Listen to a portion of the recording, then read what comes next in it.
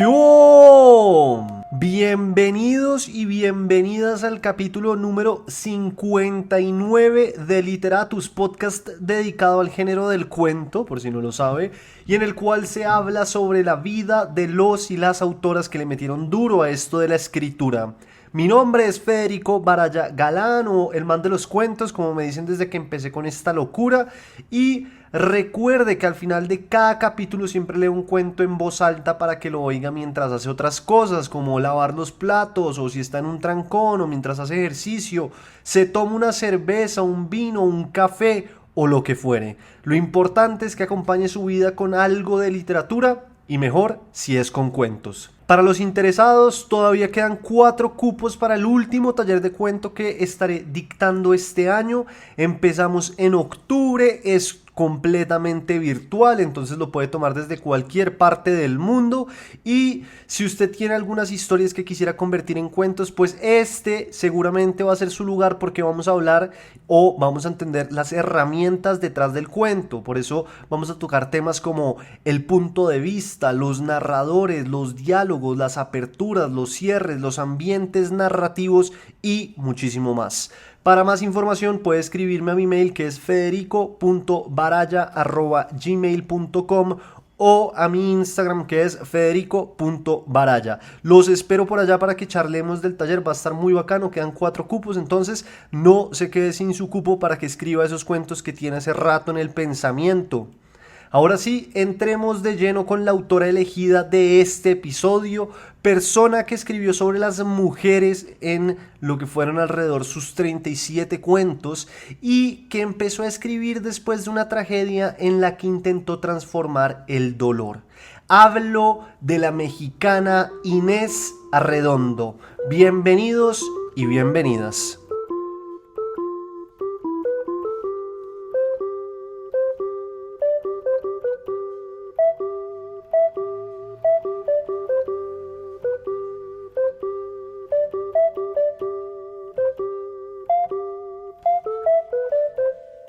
Inés Amelia Camelo Arredondo nació el 20 de marzo de 1928 en Culiacán, Sinaloa, México. Fue hija de Inés Arredondo y de Mario Camelo, que fue un médico militar y también el culpable de muchas maneras del temprano interés de Arredondo en la literatura, aunque más adelante vamos a ver que el abuelo materno se va a convertir en realidad como en el gran artífice, o el que la va a influenciar a leer distintas cosas y sí, como a dedicar una vida a la literatura y a la escritura. Lo que contó la autora en su momento es que cuando ella tenía 6 años, su padre le recitó de memoria El romancero del Cid, y eso, dijo ella, le impresionó de sobremanera y la llevó a escribir sus primeros versos. La autora de cuentos como La Señal, que es un cuento muy famoso y del cual estaremos hablando más adelante, fue la hija mayor entre 9 hermanos, oigan eso, 9 hermanos, de los cuales solo sobrevivieron 7.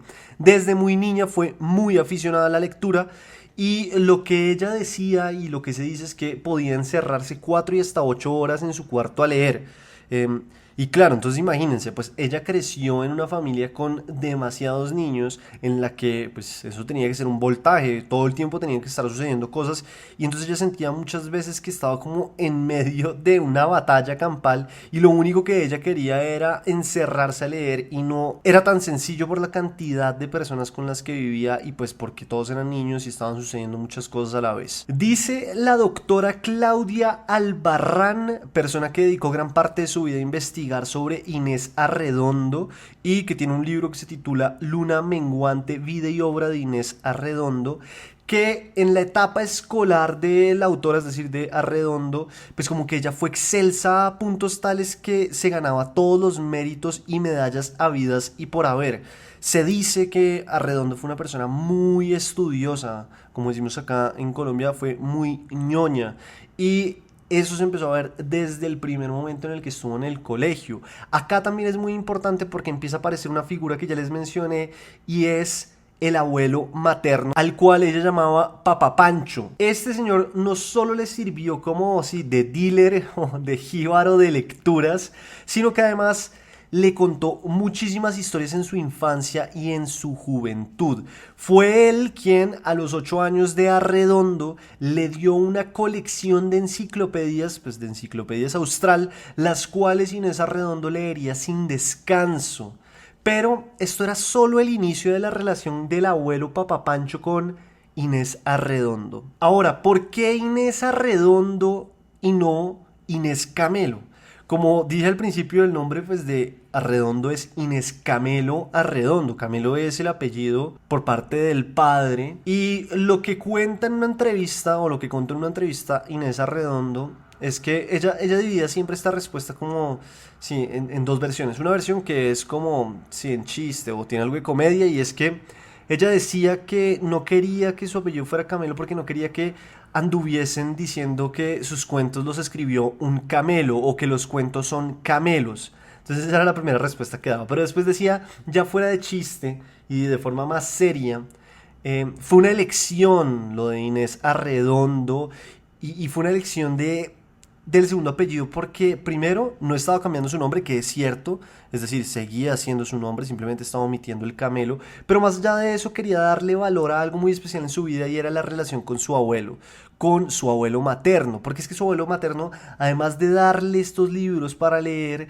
también le ayudó a estudiar más adelante filosofía, a pesar y en contra de la voluntad de su padre, porque en la época y el pueblo donde ella estudió, dijo la autora en un momento, las señoritas de bien no acostumbraban a estudiar y hacer carrera, sino a aprender inglés y buenos modales en Estados Unidos.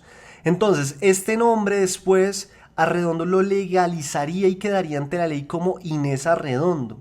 Y la verdad es que me parece una respuesta muy bonita, ¿no? Arredondo, como les digo, estudió filosofía, no literatura ni artes y letras como uno creería. Y ese acto de su abuelo, pues sí, como que la llenó de ganas de ponerse el apellido, también porque sentía que si no lo hacía se iba a perder el apellido porque su madre fue hija única y pues sí, no quería como que el apellido se perdiera.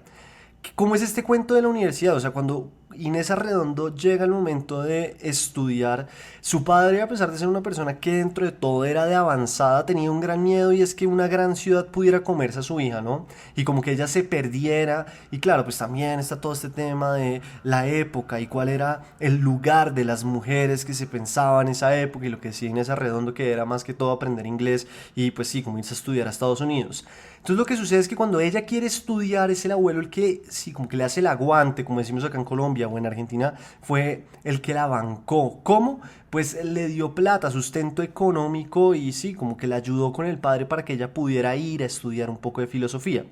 Esto llevó a que años después Arredondo le dedicara su primer libro de cuentos, en realidad, que se llama La Señal.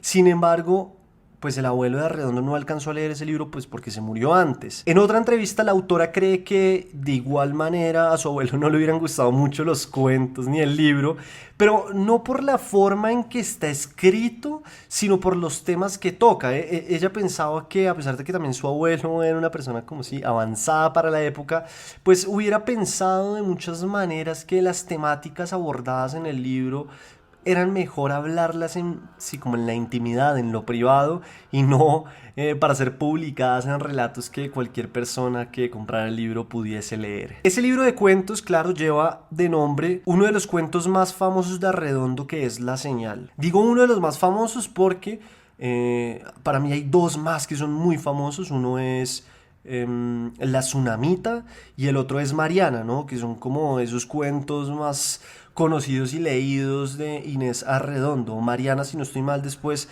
lo convirtieron ese cuento en una película que creo que no es tan buena, y creo que Inés Arredondo después dijo que el problema estuvo también un poco en el casting de los personajes y de los actores. Y La Tsunamita es el cuento que voy a leer en este episodio. La Señal lo dejé para la comunidad de Patreon, entonces si usted hace parte de la comunidad de Patreon, acuérdese que puede ir allá va a estar colgado el cuento para que lo oiga. Y este cuento es muy importante en la historia de Inés Arredondo y en la historia de su escritura, y ya van a ver por qué. Acuérdese también que si usted quiere ser parte del grupo de Patreon es muy fácil, son $3 mensuales, el link lo encuentra en la descripción de Literatus acá en Spotify o donde sea que esté oyendo este capítulo, y además tiene beneficios como que si hace parte de la comunidad puede enviarme un cuento para que yo lo lea y le deje algunos comentarios. Entonces si quieres ser parte de la comunidad, ya sabe, $3, simplemente se mete al link y hace parte de la comunidad de Literatus. Bueno, ¿por qué es importante el cuento La Señal?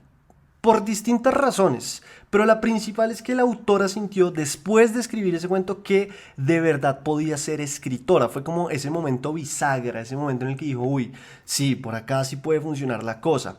Porque, bueno, en una entrevista la autora dice que La Señal le mostró la intencionalidad en forma y tema que ella quería en su obra y en su escritura. También le enseñó que ella debía escribir palabra por palabra para ser responsable, y dice algo que es muy del cuento y que hemos hablado acá en Literatus y que se charlará también en el taller de cuentos, y es que sí, si uno se fija en la obra de Arredondo se dará cuenta que nunca hay una palabra desperdiciada, todo tiene una finalidad que es tan importante dentro del género del cuento. Y lo que decía la autora, abro comillas, es: me impongo la disciplina de buscar la palabra exacta, no me conformo con sinónimos. Ese cuento, es decir, La Señal, ella lo había escrito antes de ganarse la beca en el Centro Mexicano de Escritores.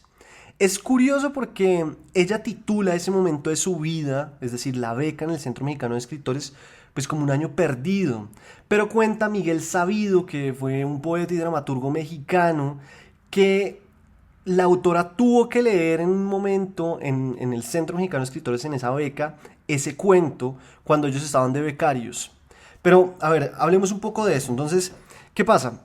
Normalmente cuando los escritores se ganan una beca o una estancia o así como un tiempo para escribir, lo que están ganando es tiempo y plata para eso, para escribir. Porque muchas veces pues los escritores tienen que hacer muchas otras cosas porque la escritura de muchas maneras no les da lo suficiente para vivir. Entonces son profesores o tienen otro tipo de profesiones, publicistas, abogados y demás. Las becas o sí, como las residencias les permite eso, sentarse a escribir. Muchas veces también les ofrecen como para tener un salario, además ser profesores de algo, pero la idea es tiempo pago para que usted se sienta a escribir. En esa época pues Inés Arredondo se ganó este beneficio o esta beca para sentarse a escribir, y ella dice que ese tiempo fue un tiempo más o menos perdido en el que se dedicó a robar. Y sí, suena chistoso, pero pues ella lo dice es porque de todos los cuentos que escribió en esa época, ninguno le gustó y ninguno funcionó. Entonces por eso dice que simplemente en ese año ella robó, porque la plata la necesitaba.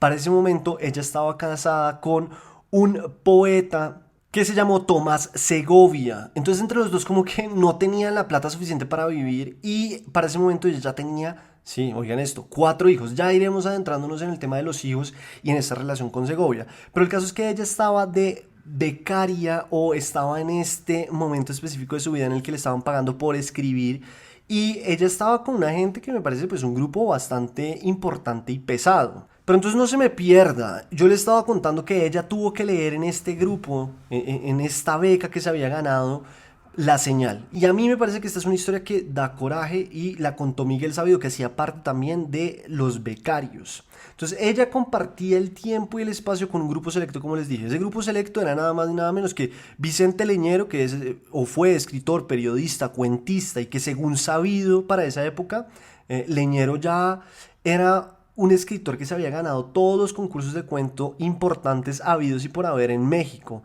También estaba Jaime Shelley, que fue un poeta e hizo parte del grupo La Espiga Motinada. También estuvo Pita Dueñas, que fue una mujer importante en esa época y que en ese entonces ya tenía una novela publicada. Y como les digo, también estaba Miguel Sabido, que es el que cuenta esta historia de cuando Inés Arredondo leyó La Señal. Entonces era un tremendo grupo.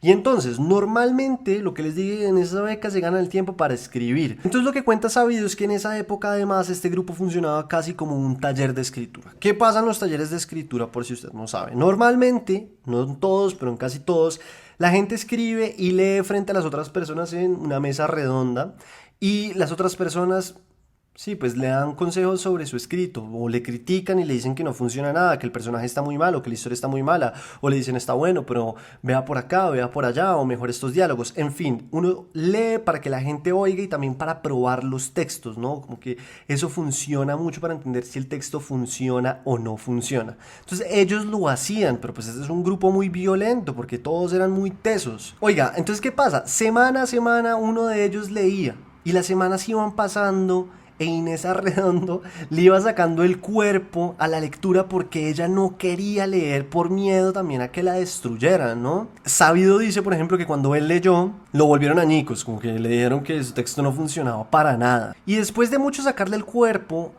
a la leída, en esas sacadas de cuerpo, por ejemplo, Inés Arredondo pensó incluso en abandonar la beca, pero después como que hizo cuentas económicas con su esposo y se dieron, pues sí, cayeron en la cuenta de que no podía abandonar la beca porque necesitaban la plata, pues dijo, no, pues me toca leer, necesito leer algo, ya la estaban presionando para que leyera, y entonces ella buscó un cuento en el que pudiera de alguna u otra forma esconder su acento de Culiacán. Yo no he ido a México, quisiera ir a México, qué chimba ir a México, no he ido, pero lo que cuenta esta anécdota y lo que cuenta Sabido es que cuando él le preguntó a ella por qué ella no quería leer, pues ella le dijo que le daba pena que se dieran cuenta, o más que pena, vergüenza, como de sus pronunciaciones, ¿no? Entonces que en vez de decir muchacha, dijera muchacha. Eso es lo que se dice en la anécdota. Y además le dijo a Redondo, a Sabido, que ella era muy orgullosa y no quería pues que este grupo le cayera encima como una jauría y le empezaran a destruir su cuento. Pero ni modo, le tocó leer y eligió este cuento que es La Señal. Lo leyó y empezaron los comentarios. ¿Y qué creen ustedes? ¿Le fue bien o le fue mal con ese cuento? Si su respuesta fue que le fue mal, pues se equivocó. Lo que cuenta Sabido es que todos la bañaron en elogios. Pita dijo que el cuento era precioso. Vicente Leñero dijo que era una obra maestra y Shelley ratificó esa frase. Entonces como que La Señal fue un cuento muy importante. Después lo que les digo, se convirtió en el nombre de, pues el que le daría el nombre al libro, al primer libro de cuentos que ella publicó. Sin embargo, el primer cuento que escribió Arredondo no fue La Señal, sino El Membrillo. Y acá vamos a volver a hablar de su familia. A través de muchas entrevistas que la autora dio, ella contó una y otra vez que a pesar de leer tanto y estudiar filosofía y estar tan cerca del mundo de la escritura, pues tenía un esposo poeta y demás, ella no tenía una inquietud específica como de escribir.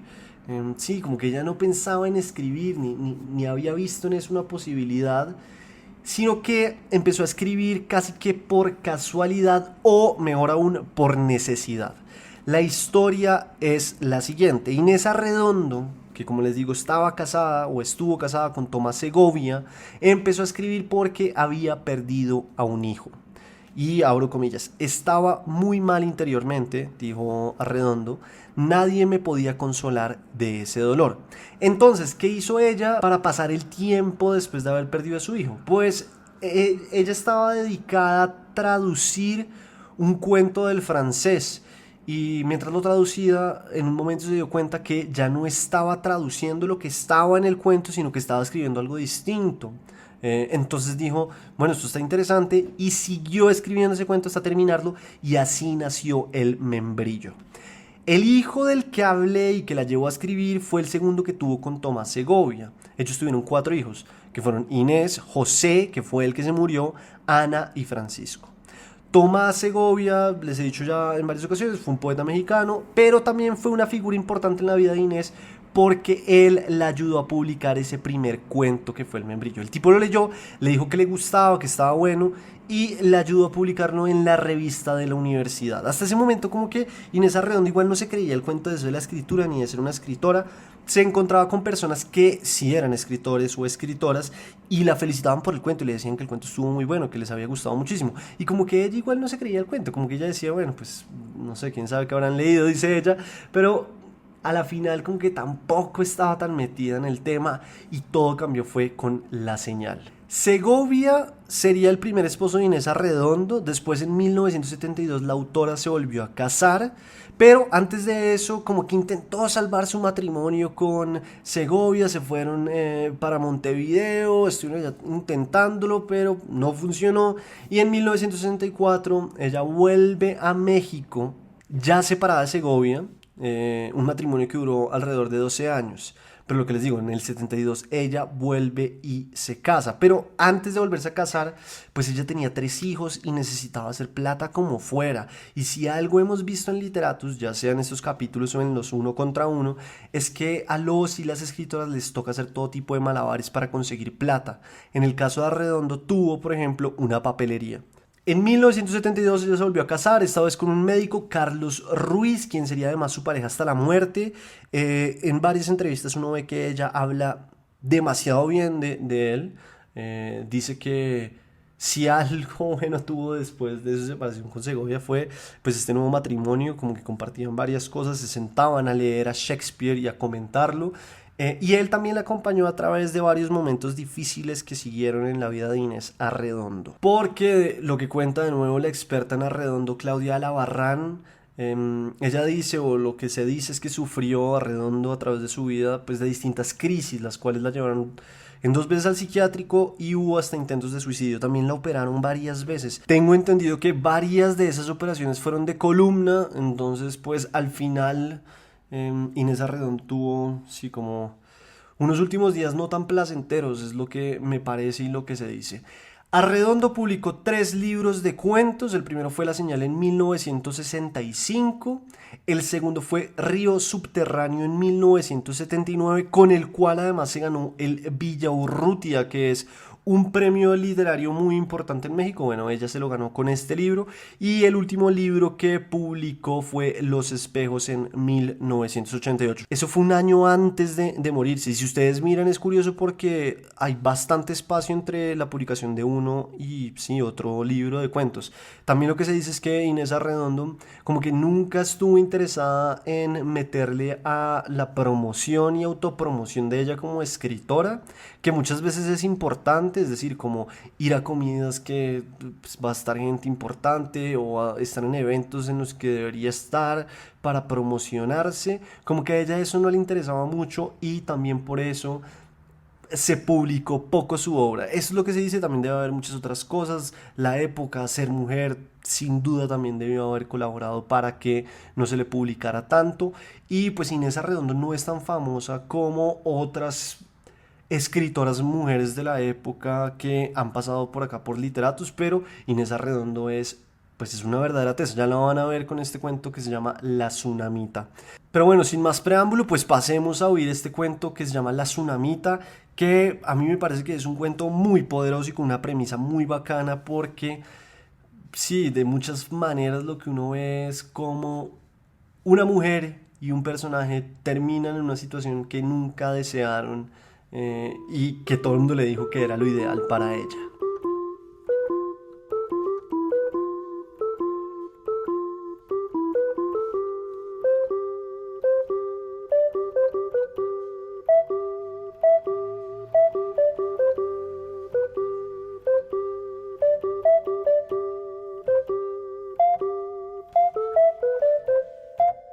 La Tsunamita por Inés Arredondo. Este es un epígrafe. Y buscaron una moza hermosa por todo el término de Israel, y hallaron a Bisaga, Tsunamita, y trajéronla al rey. Y la moza era hermosa, la cual calentaba al rey y le servía, mas el rey nunca la conoció. Aquel fue un verano abrasador, el último de mi juventud. Tensa, concentrada en el desafío que precede a la combustión, la ciudad ardía en una sola llama reseca y deslumbrante. En el centro de la llama estaba yo, vestida de negro, orgullosa, alimentando el fuego con mis cabellos rubios, sola. Las miradas de los hombres resbalaban por mi cuerpo sin mancharlo, y mi altivo recato obligaba al saludo deferente. Estaba segura de tener el poder de domeñar las pasiones, de purificarlo todo en el aire encendido que me cercaba y no me consumía. Nada cambió cuando recibí el telegrama. La tristeza que me trajo no afectaba en absoluto la manera de sentirme en el mundo. Mi tío, Apolonio, se moría a los 70 y tantos años de edad. Quería verme por última vez puesto que yo había vivido en su casa como una hija durante mucho tiempo y yo sentía un sincero dolor ante aquella muerte inevitable. Todo eso era perfectamente normal y ningún estremecimiento, ningún augurio me hizo sospechar nada. Hice los rápidos preparativos para el viaje en aquel mismo centro intocable en que me envolvía el verano estático. Llegué al pueblo a la hora de la siesta. Caminando por las calles solitarias con mi pequeño beliz en la mano, fui cayendo en el entresueño privado de la realidad y de tiempo que da el calor excesivo. No recordaba, vivía a medias como entonces. Mira, Licha, están floreciendo las amapas. La voz clara, casi infantil. Para el 16 quiero que te hagas un vestido como el de Margarita Ibarra. La oía, la sentía caminar a mi lado, un poco encorvada, ligera a pesar de su gordura, alegre y vieja. Yo seguía adelante con los ojos entrecerrados, atesorando mi vaga, tierna angustia, dulcemente sometida a la compañía de mi tía Panchita, la hermana de mi madre. Bueno, hija, si Pepe no te gusta, pero no es un mal muchacho. Sí, había dicho, eso, justamente aquí, frente a la ventana de la Tichi Valenzuela, con aquel gozo suyo, inocente y maligno. Caminé un poco más, nublados ya los ladrillos de la acera, y cuando las campanadas resonaron pesadas y reales, dando por terminada la siesta y llamando al rosario, abrí los ojos y miré verdaderamente el pueblo. Era otro. Las amapas no habían florecido y yo estaba llorando, con mi vestido de luto, delante de la casa de mi tío. El zaguán se encontraba abierto, como siempre, y en el fondo del patio estaba la bugambilia, como siempre, pero no igual. Me sequé las lágrimas y no sentí que llegaba, sino que me despedía. Las cosas aparecían inmóviles, como en el recuerdo, y el calor y el silencio lo marchitaban todo. Mis pasos resonaron desconocidos y María salió a mi encuentro. ¿Por qué no avisaste? Hubiéramos mandado. Fuimos directamente a la habitación del enfermo. Al entrar casi sentí frío. El silencio y la penumbra precedían a la muerte. Luisa, ¿eres tú? Aquella voz cariñosa se iba haciendo queda y pronto enmudecería del todo. Aquí estoy, tío. Bendito sea Dios, ya no me moriré solo. No diga eso, pronto se va a aliviar. Sonrió tristemente. Sabía que le estaba mintiendo, pero no quería hacerme llorar. Sí, hija, sí. Ahora descansa. Toma posesión de la casa y luego ven a acompañarme. Voy a tratar de dormir un poco. Más pequeño que antes, enjuto, sin dientes, perdidos en la cama enorme y sobrenadando sin sentido en lo poco que le quedaba de vida, atormentaba como algo superfluo, fuera de lugar, igual que tantos moribundos. Esto se hacía evidente al salir al corredor caldeado y respirar hondamente, por instinto, la luz y el aire. Comencé a cuidarlo y a sentirme contenta de hacerlo. La casa era mi casa y muchas mañanas al arreglarla tarareaba olvidadas canciones. La calma que me rodeaba venía tal vez de que mi tío ya no esperaba la muerte como una cosa inminente y terrible, sino que se abandonaba los días a un futuro más o menos corto o largo, con una dulzura inconsciente de niño. Repasaba con gusto su vida y se complacía en la ilusión de dejar en mí sus imágenes, como hacen los abuelos con sus nietos. Tráeme el cofrecito ese que hay en el ropero grande. Sí, ese. La llave está debajo de la carpeta, junto a San Antonio. Tráela también. Y revivían sus ojos hundidos a la vista de sus tesoros. Mira, este collar se lo regalé a tu tía cuando cumplimos 10 años de casados. Lo compré en Mazatlán a un joyero polaco que me contó no sé qué cuentos de princesas austriacas y me lo vendió bien caro.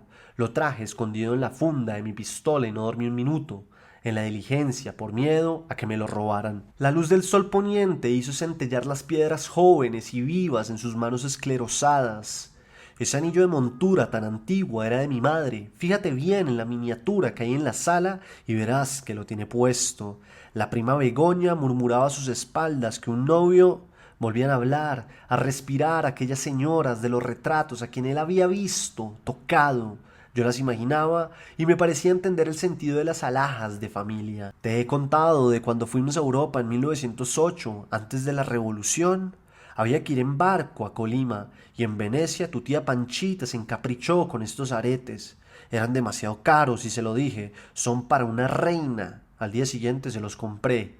Tú no te lo puedes imaginar porque cuando naciste ya hacía mucho de esto, pero entonces en 1908, cuando estuvimos en Venecia, tu tía era tan joven, tan... Tío, se fatiga demasiado, descanse. Tienes razón, estoy cansado. Déjame solo un rato y llévate el cofre a tu cuarto. Es tuyo. Pero tío, todo es tuyo y se acabó. Regalo lo que me da la gana. Su voz se quebró en un sollozo terrible. La ilusión se desvanecía y se encontraba de nuevo a punto de morir en el momento de despedirse de sus cosas más queridas. Se dio vuelta en la cama y me dejó con la caja en las manos sin saber qué hacer. Otras veces me hablaba del año del hambre, del año del maíz amarillo, de la peste, y me contaba historias muy antiguas de asesinos y aparecidos. Alguna vez hasta canturreó un corrido de su juventud que se hizo pedazos en su voz cascada, pero me iba heredando su vida, estaba contento. El médico decía que sí, que veía una mejoría, pero que no había que hacerse ilusiones, no tenía remedio, todo era cuestión de días, más o menos. Una tarde oscurecida por nubarrones amenazantes, cuando estaba recogiendo la ropa tendida en el patio, oí el grito de María. Me quedé quieta, escuchando aquel grito como un trueno, el primero de la tormenta. Después el silencio, y yo sola en el patio, inmóvil. Una abeja pasó zumbando y la lluvia no se desencadenó. Nadie sabe como yo lo terribles que son los presagios que se quedan suspensos sobre una cabeza vuelta al cielo. Lichita, se muere, está boqueando. Vete a buscar al médico. No, iré yo. Llama a doña Clara para que te acompañe mientras vuelvo. ¿Y el padre? Tráete al padre. Salí corriendo, huyendo de aquel momento insoportable, de aquella inminencia sorda y asfixiante. Fui, vine, regresé a la casa, serví café, recibí a los parientes que empezaron a llegar, ya medio vestidos de luto, encargué velas, pedí reliquias, continué huyendo enloquecida para no cumplir con el único deber que en ese momento tenía, estar junto a mi tío. Interrogué al médico, le había puesto una inyección por no dejar, todo era inútil ya. Vi llegar al señor cura con el viático, pero ni entonces tuve fuerzas para entrar. Sabía que después tendría remordimientos. Bendito sea Dios, ya no me moriré solo, pero no podía. Me tapé la cara con las manos y empecé a rezar. Te llama, entra. No sé cómo llegué hasta el umbral. Era ya de noche y la habitación iluminada por una lámpara veladora parecía enorme. Los muebles agigantados, sombríos y un aire extraño estancado en torno a la cama. La piel se me erizó. Por los poros respiraba el horror a todo aquello, a la muerte. Acércate, dijo el sacerdote. Obedecí yendo hasta los pies de la cama sin atreverme a mirar ni las sábanas. Es la voluntad de tu tío. Si no tienes algo que oponer, casarse contigo, in articulo mortis, con la intención de que heredes sus bienes. ¿Aceptas? Ahogué un grito de terror, abrí los ojos como para abarcar todo el espanto que aquel cuarto encerraba. ¿Por qué me quiere arrastrar a la tumba? Sentí que la muerte rozaba mi propia carne. Luisa. Era don Apolonio. Tuve que mirarlo. Casi no podía articular las sílabas. Tenía la quijada caída y hablaba moviéndola como un muñeco de ventrílocuo. Por favor. Y cayó, extenuado. No podía más. Salí de la habitación. Aquel no era mi tío. No se le parecía. ¿Heredarme? Sí. Pero no los bienes solamente, las historias, la vida. Yo no quería nada. Su vida, su muerte. No quería. Cuando abrí los ojos estaba en el patio y el cielo seguía encapotado. Respiré profundamente, dolorosamente. ¿Ya? Se acercaron a preguntarme los parientes al verme tan descompuesta.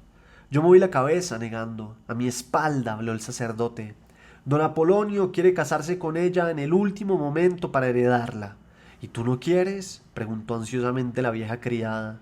No seas tonta, solo tú te lo mereces. Fuiste una hija para ellos y te has matado cuidándolo. Si no te casas, los sobrinos de México no te van a dar nada. No seas tonta. Es una delicadeza de su parte. Y luego te quedas viuda y rica y tan virgen como ahora, rió nerviosamente una prima jovencilla y pispireta. La fortuna es considerable y yo, como tío lejano tuyo, te aconsejaría que, pensándolo bien, el no aceptar es una falta de caridad y de humildad. Eso es verdad, eso sí que es verdad. No quería darle un último gusto al viejo, un gusto que después de todo debía agradecer porque mi cuerpo joven, del que en el fondo estaba tan satisfecha, no tuviera ninguna clase de vínculos con la muerte. Me vinieron náuseas y fue el último pensamiento claro que tuve esa noche. Desperté como de un sopor hipnótico cuando me obligaron a tomar la mano cubierta de sudor frío. Me vino otra arcada, pero dije sí. Recordaba vagamente que me habían cercado todo el tiempo, que todos hablaban a la vez, que me llevaban, me traían, me hacían firmar y responder. La sensación que de esa noche me quedó para siempre fue la de una maléfica ronda que giraba vertiginosamente en torno mío y reía, grotesca, cantando. Yo soy la viudita que manda la ley.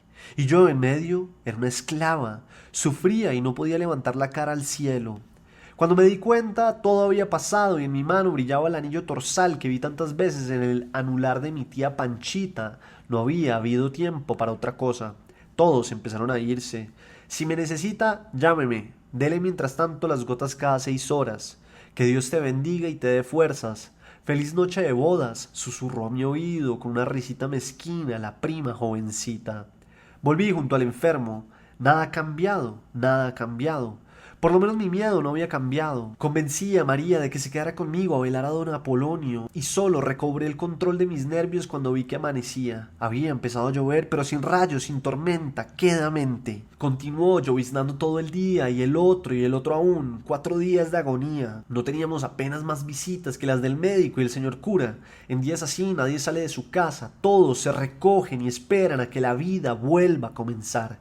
Son días espirituales, casi sagrados. Si cuando menos el enfermo hubiera necesitado muchos cuidados, mis horas hubieran sido menos largas, pero lo que se podía hacer por aquel cuerpo aletargado era bien poco. La cuarta noche, María se acostó en una pieza próxima y me quedé a solas con el moribundo. Oía la lluvia monótona y rezaba sin consecuencia de lo que decía, adormilada y sin miedo, esperando. Los dedos se me fueron aquietando, poniendo moroso sobre las cuentas del rosario, y al acariciarla sentía que por las yemas me entraba ese calor ajeno y propio que vamos dejando en las cosas y que nos es devuelto transformado. Compañero, hermano que nos anticipa la dulce tibieza del otro, desconocida y sabida, nunca sentida y que habita en la médula de nuestros huesos.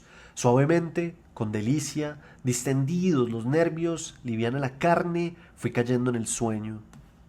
Debo haber dormido muchas horas. Era la madrugada cuando desperté. Me di cuenta porque las luces estaban apagadas y la planta eléctrica deja de funcionar a las 2 de la mañana. La habitación, apenas iluminada por la lámpara de aceite que ardía sobre la cómoda a los pies de la Virgen, me recordó la noche de boda. De mi boda. Hacía mucho tiempo de eso, una eternidad vacía. Desde el fondo de la penumbra llegó hasta mí la respiración fatigosa y quebrada de don Apolonio. Ahí estaba todavía, pero no él, el despojo persistente e incomprensible que se obstinaba en seguir aquí sin finalidad, sin motivo aparente alguno. La muerte da miedo, pero la vida mezclada, imbuida en la muerte, da un horror que tiene muy poco que ver con la muerte y con la vida. El silencio, la corrupción, el hedor, la deformación monstruosa, la desesperación, la desaparición final, eso es doloroso, pero llega un clímax y luego va cediendo, se va diluyendo en la tierra, en el recuerdo, en la historia. Y esto no, el pacto terrible entre la vida y la muerte que se manifestaba en ese estertor inútil podía continuar eternamente. Lo oía raspar la garganta, insensible, y se me ocurrió que no era aire lo que entraba en aquel cuerpo, o más bien que no era un cuerpo humano el que lo aspiraba y lo expelía. Se trataba de una máquina que resoplaba y hacía pausas caprichosas por juego, para matar el tiempo sin fin. No había allí un ser humano, alguien jugaba con aquel ronquido, y el horror contra el que nada pude me conquistó. Empecé a respirar al ritmo entrecortado de los estertores, a respirar, cortar de pronto, ahogarme, respirar, ahogarme, sin poderme ya detener, hasta que me di cuenta de que me había engañado en cuanto al sentido que tenía el juego, porque lo que en realidad sentía era el sufrimiento y la asfixia de un moribundo. De todos modos, seguí, hasta que no quedó más que un solo respirar, un solo aliento humano, una sola agonía. Me sentí más tranquila, aterrada pero tranquila. Había quitado la barrera, podía abandonarme simplemente y esperar al final común. Me pareció que con mi abandono, con mi alianza incondicional, aquello se resolvería con rapidez. No podría continuar, habría cumplido su finalidad y su búsqueda persistente en el vacío. Ni una despedida, ni un destello de piedad hacia mí. Continué el juego mortal largamente, desde un lugar donde el tiempo no importaba ya. La respiración común se fue haciendo más regular, más calmada, aunque también más débil. Me pareció regresar, pero estaba tan cansada que no podía moverme. Sentía el letargo definitivamente anidado dentro de mi cuerpo. Abrí los ojos, todo estaba igual. No, lejos, en la sombra, hay una rosa, solo única y viva. Está ahí, recortada, nítida, con sus pétalos carnosos y leves, resplandeciente. Es una presencia hermosa y simple. La miro y mi mano se mueve y recuerda su contacto y la acción sencilla de ponerla en el vaso. La miré entonces, ahora la conozco. Me muevo un poco, parpadeo, y ella sigue ahí, plena, igual a sí misma. Respiro libremente con mi propia respiración, rezo, recuerdo, dormito y la rosa intacta monta la guardia de la luz y del secreto. La muerte y la esperanza se transforman. Pero ahora comienza a amanecer y en el cielo limpio veo, al fin, que los días de lluvia han terminado. Me quedo largo rato contemplando por la ventana cómo cambia todo al nacer el sol. Un rayo poderoso entra y la agonía me parece una mentira. Un gozo injustificado me llena los pulmones y sin querer sonrío. Me vuelvo a la rosa como un cómplice, pero no la encuentro. El sol la ha marchitado.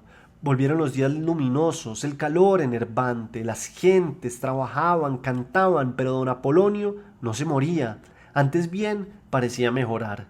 Yo lo seguí cuidando, pero ya sin alegría, con los ojos bajos y descargando en el esmero por servirlo toda mi abnegación remordida y exacerbada. Lo que deseaba, ya con toda claridad, era que aquello terminara pronto, que se muriera de una vez.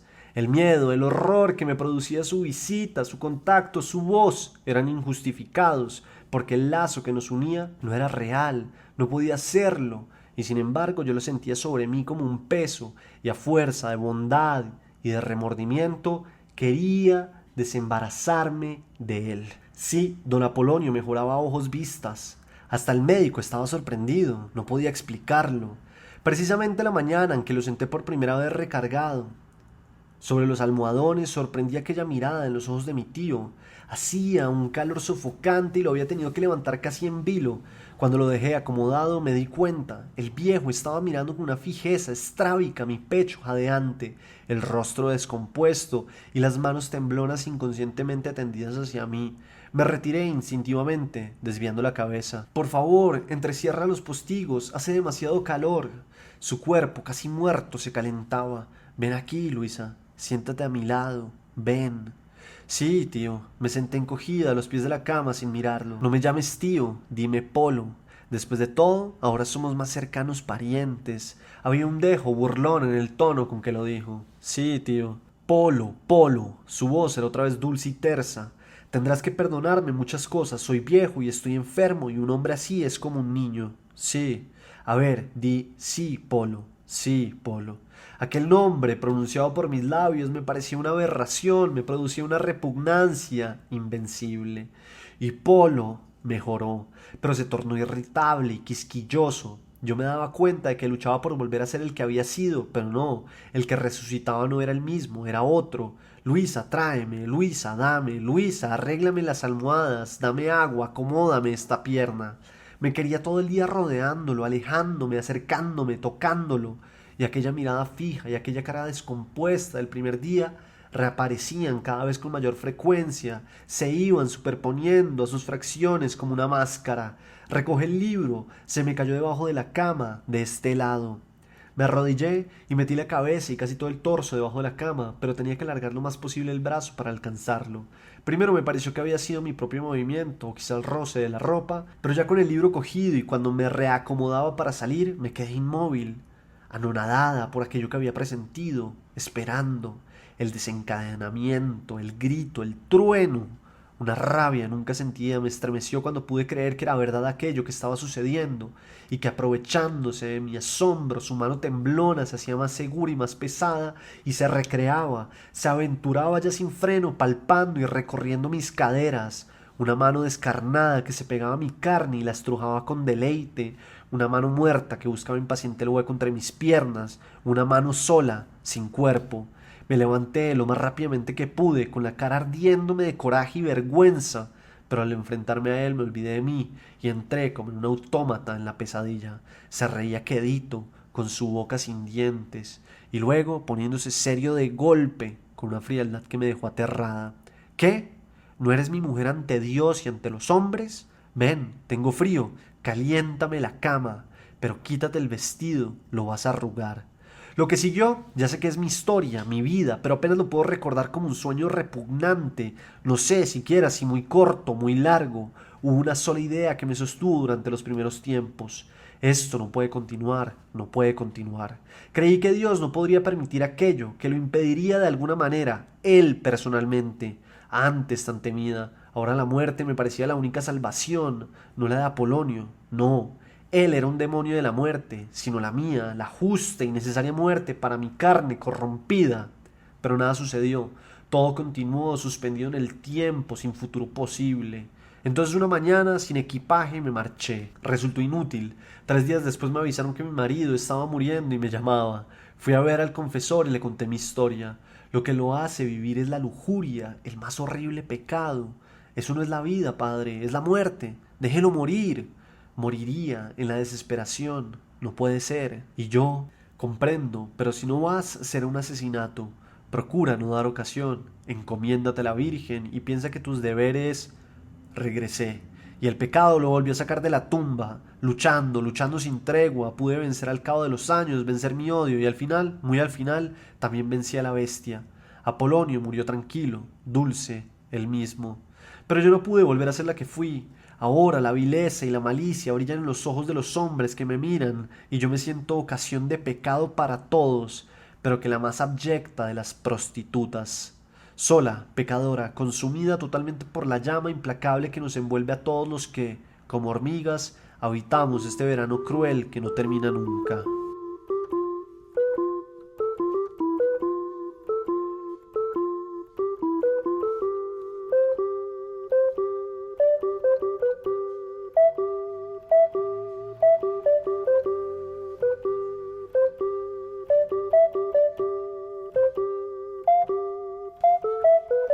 En este capítulo número 59, la autora fue Inés Arredondo y el cuento leído fue La Tsunamita. Todavía quedan 4 cupos del último taller de cuento de este año y si usted quiere más información puede escribirme a mi correo que es federico.baraya@gmail.com o a mi Instagram que es federicobaraya. Nos oímos en un siguiente capítulo y que vivan los cuentos.